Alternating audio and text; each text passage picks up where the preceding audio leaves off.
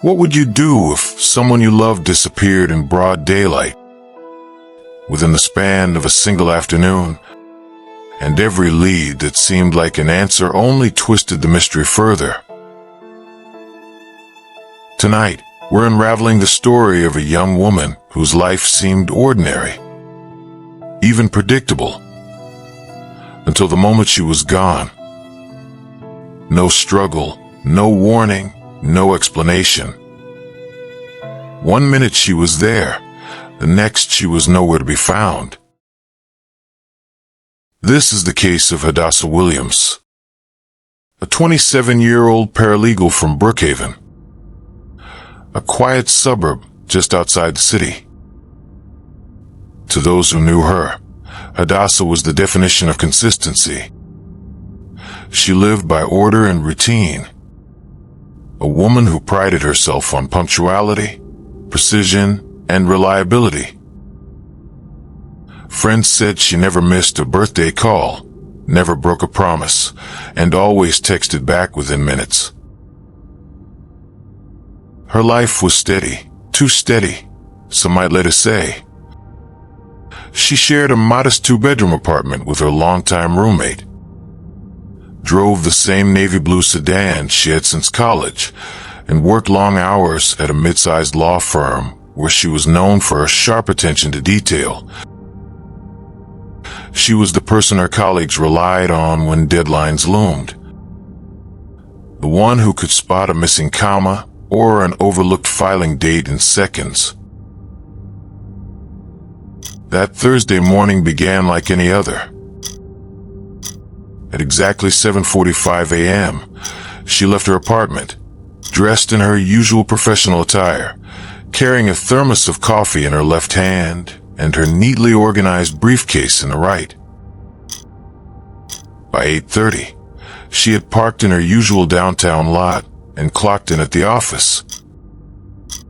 Every movement up until that moment was routine, almost scripted, nothing out of place. And then came 5:12 p.m. The law firm's lobby camera captured Hadassah stepping into the fading light of the evening. Her expression calm, her pace unhurried. She walked toward the parking garage across the street, and that was the last confirmed sighting of her. She never made it home. By 9 p.m., her roommate was pacing their living room, wondering why dinner remained untouched.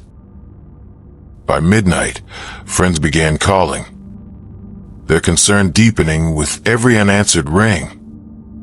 By morning, the police were involved. But here's where the story turns unsettling.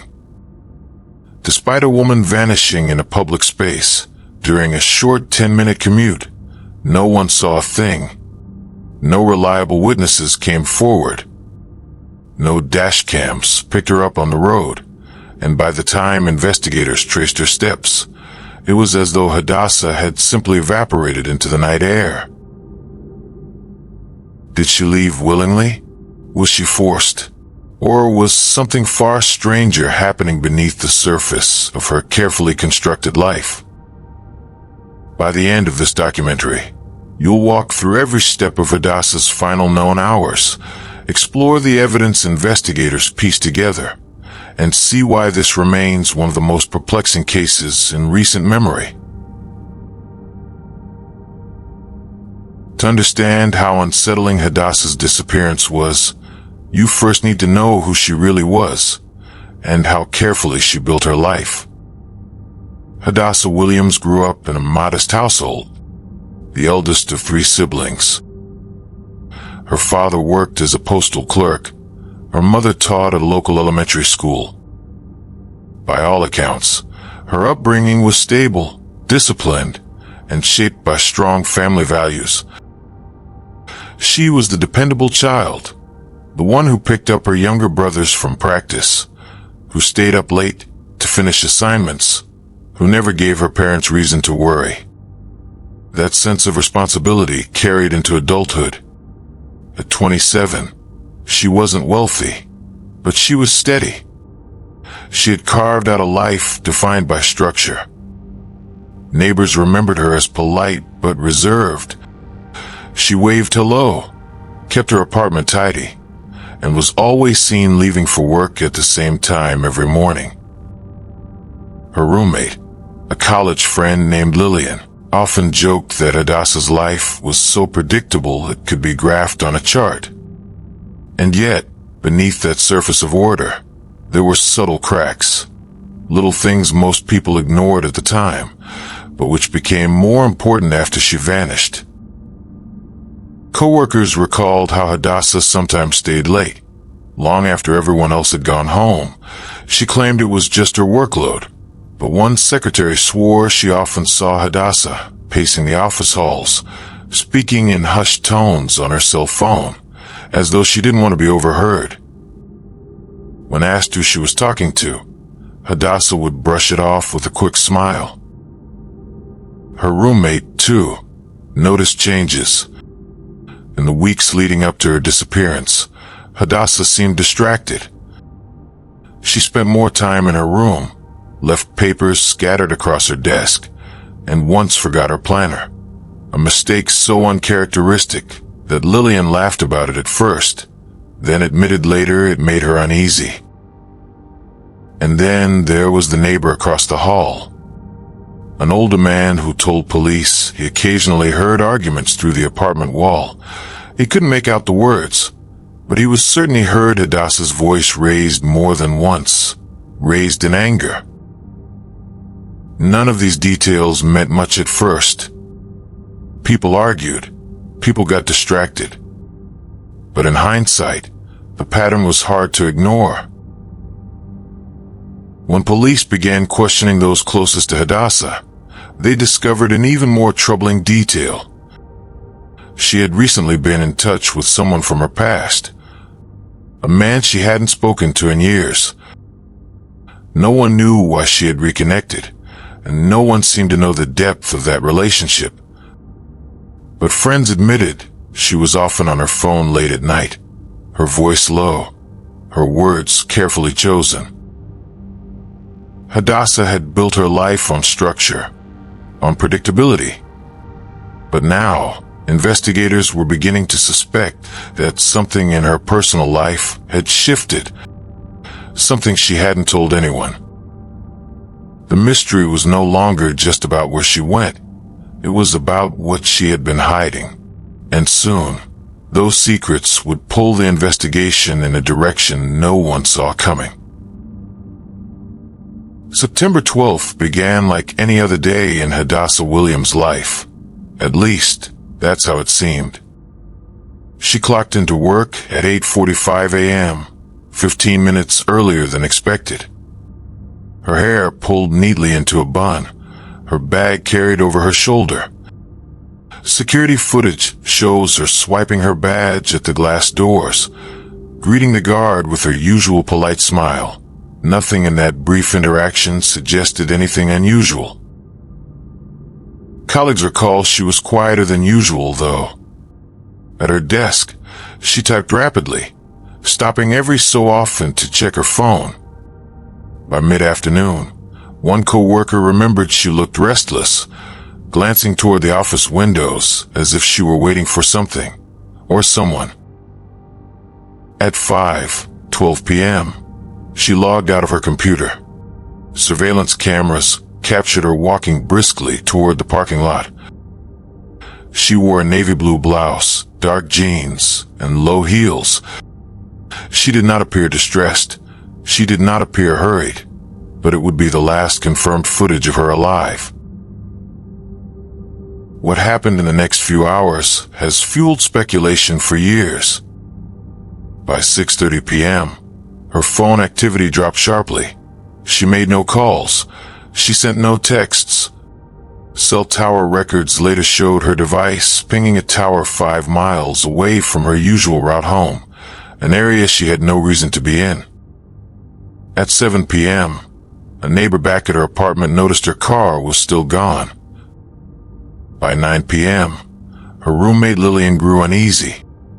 Hadassah was never late without warning. She always called, always. By midnight, worry turned to dread. Lillian dialed her number again and again. The calls went straight to voicemail. Finally, she contacted Hadassah's younger brother. Together, they drove through the city streets, checking familiar places, even circling the lot near her office. No sign. At 3 a.m., Lillian reported Hadassah missing. The police response at first was cautious. Adults go missing for many reasons. They reminded her family, sometimes by choice. But Hadassah's family pushed back. She wasn't the type to vanish, not without explanation. By 6 a.m., officers canvassed the area where her phone last pinged. They found nothing. No car. No belongings. No Hadassah. But it was what they didn't find that made detectives uneasy. Not a single witness had come forward to say they saw her that night. No passerby recalled her face. No traffic cameras picked up her vehicle leaving that sector. It was as though she had stepped into a void. And then came the most chilling detail of all. When police accessed her voicemail, they found one message. It had been left at 7:16 p.m. A call from an unrecognized number. The recording lasted only 6 seconds. First, silence. Then a faint sound. Breathing. Heavy, uneven. And finally, a single word, whispered low enough that detectives had to replay it dozens of times. Wait. That was it. One word. No voice they could immediately identify. No explanation. Within less than 24 hours, Hadassah Williams had gone from a structured, reliable young woman to a ghost story, leaving investigators with little more than a trail of questions and a single, haunting voicemail. The voicemail became the cornerstone of the investigation. Detectives replayed it in sound labs, amplifying frequencies, searching for background noise. A faint hum was detected, something mechanical, steady. It could have been a generator, a refrigerator, or even an idling car. But it gave no location, no clear context. The call itself was traced to a disposable prepaid phone, purchased at a convenience store 2 weeks earlier, paid for in cash. No security cameras caught the buyer's face. Detectives now turned their focus to Hadassah's world. Who would want her gone, and why? At work, colleagues painted the picture of a woman disciplined, private, but kind. She wasn't the type to socialize after hours. She didn't drink heavily, didn't party late, yet a few co-workers admitted she had seemed distracted in the days before she vanished, checking her phone repeatedly, even stepping out for hushed calls. Detectives pulled her phone records. One number stood out. In the 3 weeks leading up to her disappearance, Hadassah had exchanged over 50 calls with a contact saved only as E. The calls were frequent, often late at night, sometimes less than 2 minutes long. The number was unregistered. When investigators questioned her family, no one recognized the name. Her roommate Lillian insisted Hadassah never mentioned an E, but her younger brother recalled something. 2 months earlier, Hadassah had confided she was dealing with something complicated. When pressed, she brushed it off, saying only, "It's better if I don't drag anyone else into it." Then came the next lead. Traffic cameras near her office captured a dark sedan tailing her vehicle on multiple occasions during the week before her disappearance. Same model, same license plate partially obscured by dirt. Detectives traced it to a man named Victor Hale, a 36-year-old mechanic with a minor criminal record for trespassing and harassment. Victor lived just 5 miles from the cell tower that last pinged Hadassah's phone. When questioned, Victor claimed he barely knew Hadassah. He said she had once brought her car to his shop for minor repairs. After that, he insisted, their paths never crossed. But detectives weren't convinced. They searched his home, no evidence directly linking him to Hadassah. But his garage, they found a navy blue earring lodged beneath the workbench. Hadassah's family confirmed it looked identical to a set she wore often. Forensics later revealed faint traces of her DNA on the earring's backing. Victor's explanation? He claimed she must have dropped it the day she visited his shop months earlier. With circumstantial evidence mounting, investigators debated making an arrest, but there was no body, no car, and without either, a case built on an earring and a suspicious phone call might crumble in court. So detectives dug deeper. Her financial records showed no large withdrawals, no sign she had planned to leave town. But 3 days before she vanished, her debit card had been used at an ATM in the same neighborhood where her phone later went dark.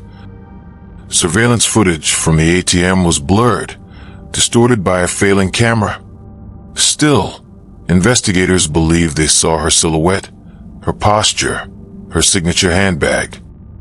But one detail unsettled them. She wasn't alone. A man stood close behind her, angled slightly away from the camera, his face obscured by a hood. His hand appeared to hover near her back, as if guiding her or pressuring her. Hadassah withdrew exactly $200. She stuffed the bills into her wallet, then glanced up toward the camera. Her expression, though grainy and unclear, seemed tense, eyes widened, jaw set. It was the last known image of her before the night she disappeared, and it raised more questions than answers. Who was the man behind her? Was it Victor Hale, or someone else entirely? And if Hadassah had sensed danger, why hadn't she reached out to family or the police? Detectives began to suspect the key to unraveling the mystery wasn't simply who had taken her, but what secrets she had been carrying in those final weeks. By the 4th week of the investigation, frustration was mounting. Detectives had followed every lead. Victor Hale, the anonymous E, the ATM footage, but nothing delivered the breakthrough they needed. Public pressure grew intense. Candlelight vigils were held outside her office building. Her family, desperate and exhausted, pleaded for answers on live television. Then, an unexpected development. A forensic sweep of Hadassah's laptop revealed a hidden folder, tucked away behind layers of encryption. Inside were emails, carefully drafted but never sent. They appeared to be unsent letters to someone named E. The tone was conflicted, intimate, yet fearful. One draft read, "I can't keep this a secret anymore. If something happens to me, people will know who you really are." Another, "You promised this wouldn't go too far, but I see what you're capable of now, and it terrifies me." Detectives realized E wasn't just a casual acquaintance. Hadassah believed this person was dangerous. When the emails were cross-referenced with her phone records, the pattern became clear. Every night she called E. The calls ended with her voice escalating, clipped, or cut short, almost as if someone was ending them abruptly.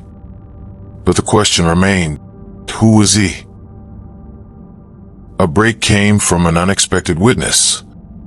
A security guard at Hadassah's office complex stepped forward. He told investigators that on the Friday, before she disappeared, he saw her waiting in the parking lot after hours. She wasn't alone. She stood near a man in a hooded sweatshirt. The guard didn't catch his face, but he remembered the man's voice. Low, sharp, demanding. The words, though muffled, stuck with him. "You don't get to walk away from this." That statement chilled detectives to their core. They pulled every available phone record connected to Hadassah's case. Finally, a connection was made. The unregistered number belonging to E had pinged off the same cell tower as Victor Hale's home address multiple times. But when they checked again 2 weeks later, the phone was gone, no pings, no calls, nothing, as if E had disappeared along with Hadassah. At this stage, prosecutors were pressuring detectives. "Do we have enough for an indictment?" But the team wasn't ready. They wanted something irrefutable. And then it came. A local farmer, about 12 miles from the city, reported something unusual on his property. A small leather bag was discovered near the edge of his field. Inside, Hadassah's driver's license, her work ID badge, and a journal. The journal changed everything. In its pages, Hadassah had written about a relationship she described as a trap I never saw coming. She wrote of someone manipulative, someone who knew how to hide in plain sight. She never revealed the name, but several entries described the man's car, a dark sedan with a dent in the rear bumper. The same car registered to Victor Hale. Detectives confronted Victor again. This time, his calm facade cracked. His answers grew defensive, his tone combative. When shown the journal entry describing the car, he snapped. "Lots of people drive cars like mine. That doesn't prove anything." But the investigators weren't done.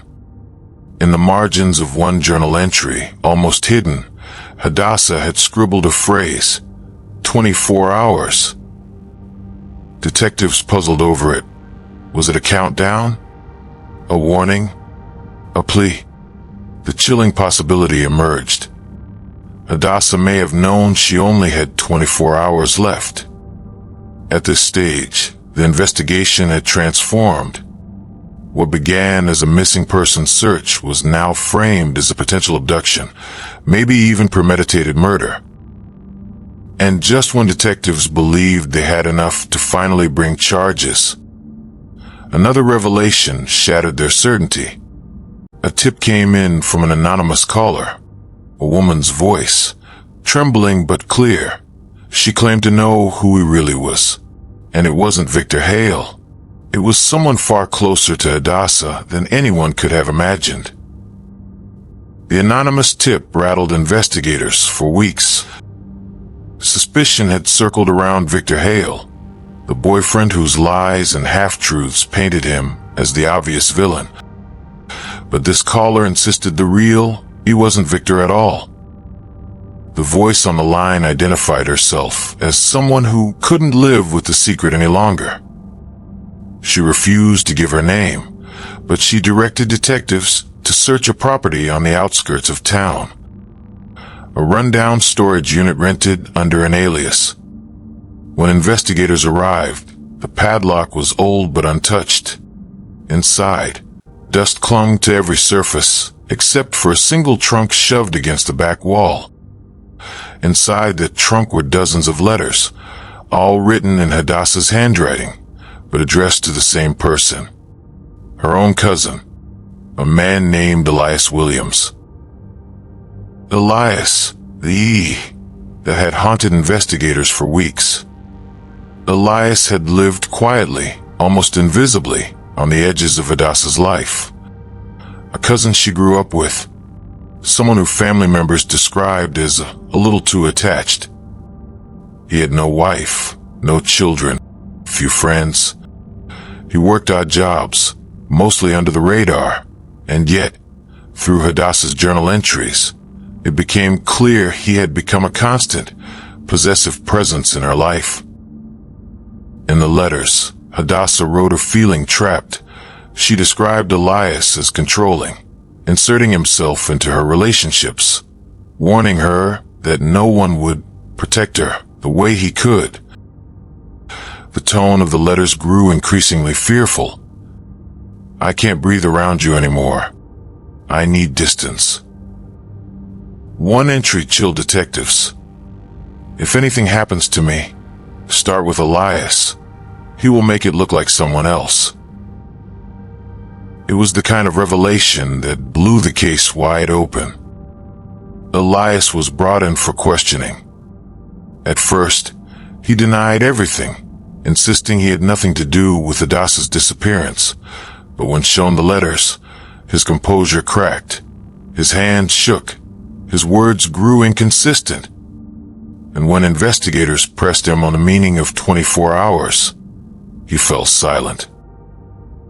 Finally, he whispered, "She wasn't supposed to leave me. Not like that." But what did that mean? Was it a confession, a slip, or a twisted declaration of affection? The problem was there was still no body. Without Hadassah herself, prosecutors hesitated to proceed with murder charges. The letters, the journal, the witness statements, they painted a terrifying picture. But none of it conclusively proved Elias had taken her life. And then the trail went cold. Weeks turned into months. Vigils continued. Documentaries aired. The public remained divided.